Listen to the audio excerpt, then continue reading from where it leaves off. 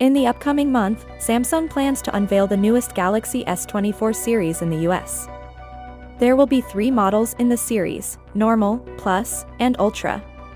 Selecting the finest flagship Galaxy S24 model in 2024 can be difficult given Samsung's history of releasing new features and enhancements. Hardware-wise, the S24 Plus will be significantly better than the S24. The gadget will have a 6.7-inch QHD Plus display with a brightness of 2600 nits, but the camera system won't change. The phone will take better pictures thanks to Galaxy AI.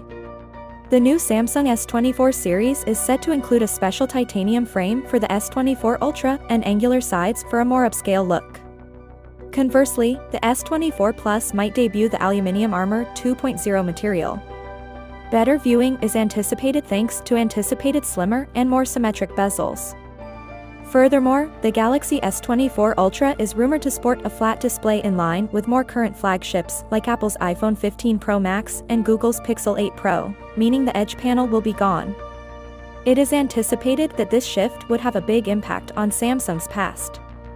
With its flat display in place of an edge screen, the Samsung Galaxy S24 Ultra is poised to make a huge impact on the company's history. It shares similarities with Google's Pixel 8 Pro and Apple's iPhone 15 Pro and Pro Max. In contrast to the S24 Plus, the phone will boast a 6.8-inch display with QHD Plus resolution and 2600 nits of brightness. With 2 telephoto cameras featuring 3x and 5x optical zoom, in addition to a 200-megapixel primary camera, the Ultra delivers outstanding photographic capabilities.